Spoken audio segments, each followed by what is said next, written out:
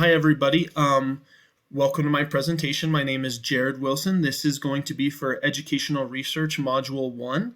I'm going to start off just introducing myself. My name is Jared Wilson. I am 28 years old. I am from Penrose, Colorado, a small town just south of Denver. I enjoy camping, fishing, riding, doing anything outside. My family's there below. I have Madison McKenzie and my girlfriend Jacqueline. And then in my top right is Pete. Pete's kind of been my family for the last 10 years and just a vital aspect of what I do every day. I attended Fort Lewis College in Durango, Colorado. I have 6 years in education, 5 in Florence, where I taught 3rd, 4th, and 5th grade, and then 1 year in Pueblo West, where I have taught 5th grade. The district I worked for is District 70. I don't want to waste any time going through just the specifics of it. We're a relatively large district. The interesting thing is you have Pueblo West, which is kind of your centrally located schools, I guess you would. And then you have a District 60, which kind of surrounds us. But then on the outskirts of District 60 and even further south, we have other schools that are part of ours. So we're not just one centered location, we're kind of spread out. Within District 70, I work for Swallows Charter Academy. We are a public charter school. I teach 5th grade there. We are K-12. We are 3-track per grade level. We have 24 students on average. Early college and trade school internships. Our students take a ton of different courses after they're sophomores. So at that point, they're able to move on. They go to either CSUP or any nearby universities that they'd like to do any other learning. But also we give the students an opportunity, if college is not what they're looking for an internship to where they can enroll in an internship, whether it be, mechanic, engineer, electrical. We have a ton of those internships set up for students that they're able to work remotely with us and then move on for those. Module 1, what is action research? So action research is a process used to strategically break down and investigate an inquiry-based question. Noonan defines research as the process of inquiry consisting of 3 elements or components: a question or a problem, a hypothesis, data, and then analysis of interpretation of that data. What is the purpose of action research? According to Davenport, one of the most important the purpose for action research is to help teachers strategically develop, participate in action research helps develop effective behaviors in the classroom. It encourages teachers to continue to grow professionally in development. It opens the door for data collection and shared findings. Strategies to help us conduct action research. First is to focus on area of growth. I like to think of this when I'm coaching, when I'm teaching, when I was an athlete. After a loss, you're able to look at things you did wrong, and it's easier to focus on those. But when you're leading a school, you can't just focus on the negative. You also have to focus on what you're doing.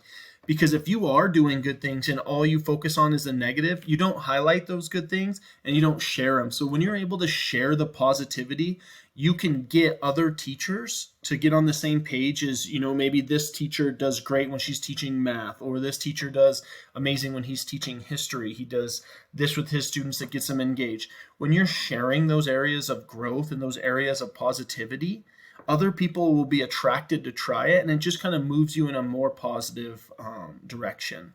Another is that to focus on a culture that supports inquiry, not just saying, I don't know why I'm doing this, but why am I doing this? Really, what is my reasoning behind why I did this? Why did I teach it this way? And then next, to build structured time for teacher collaboration. I think this is one of the most difficult things for active, or action research to happen, is because teachers get so busy with what they're doing that it's hard to get that structured time. A lot of the time that's used for collaboration ends up getting pulled towards something else, not just a strategic approach to helping them in the classroom. What is the goal of action research? And before I continue, you'll hear me say action research and active research. In my head, that's been the best way for me to remember it, because when you're completing action research, you're not just researching. You are actively engaging in the process of finding a solution or, answering a problem. So to me, it is very active. And so you'll hear me use those terms off and on as well. But the goal for action research the goal for action research, according to creative educators, to create positive change. This is done through the scientific process, carefully observing behaviors in the classroom and seeing how changes can be made to allow a teacher to become more effective. Step number 1, identify the problem, question, and envision success. Step 2, develop a plan of action. Step 3, collect data. Step 4, analyze data, inform conclusions. Step 5, modify your theory and repeat the process. And then step 6, share those results. The only thing that I didn't quite see, and I'll touch base on it in just a second, but it's this idea that we see the process, but I don't feel like, as I read through a whole lot where it said, work on this just with the team or work on this just with yourself. It kind of left it up to the individual. Me being myself, this would be a difficult task just to complete by myself.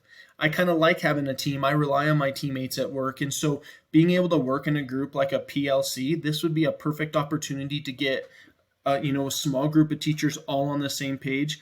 They could all be researching on their own, but being able to bounce ideas off of one another and to share that creativity. With that, it kind of blends into this idea of the school-wide action research. And you have 3 key areas. You're cooperating on problem solving, you're developing equity for all of your students, and you are widening and deepening the content of inquiry. So if you have an entire staff all on the same page trying to dive in to solve a problem, the percentages or the efficiency of that problem, the depth of that problem, and how much you're able to learn from it is going to grow dramatically.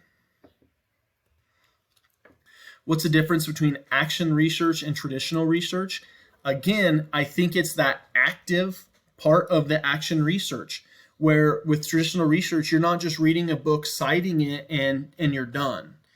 With action research, you are doing your research, but then you are going to transition that research into a process where you are strictly, or strategically implementing that in your classroom. And then you're collecting that data. So when you're doing this, there's tons of advantages with that action research. Everybody can learn from the research. So your students are learning, what is most effective for them? What changes do they see? Also, you're learning from it as a teacher because you're seeing the positive changes, or maybe you're seeing the negative changes from what you've done. All of those involved in research are committed. So everyone a part of the team is all putting in their pieces. They're all working together to find that common goal. Problems are solved in learning process. So rather than just reading something, just seeing a video and gaining that knowledge, you're learning from a hands-on approach, which in most cases provides a deeper understanding. And results lead to concrete, immediate, and practical implementation of strategies. I love that it says concrete, immediate, and practical implementation, because oftentimes I feel like PD come at the end of the year, you're burned out, you're tired, they're showing you this information. A lot of it is just a sit and get session, and then you don't retain it as well, you don't implement it right away, and it's harder for that to become a habit for you. I feel like action research can become a habit because you're able to implement it no matter what time of the year.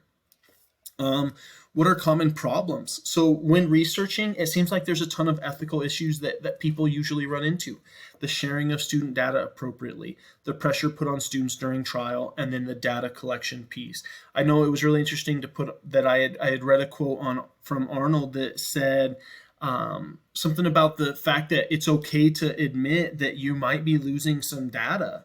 I mean, we're dealing with, in my case, 10-year-old kids. You're going to lose students because they move. You're going to lose students because of home life situations. You're going to lose that different data, and that it's okay to acknowledge that, but to not force that. Found outcomes. This was great. As I was kind of going through, I found a really interesting article, and he spoke about the outcomes that he witnessed.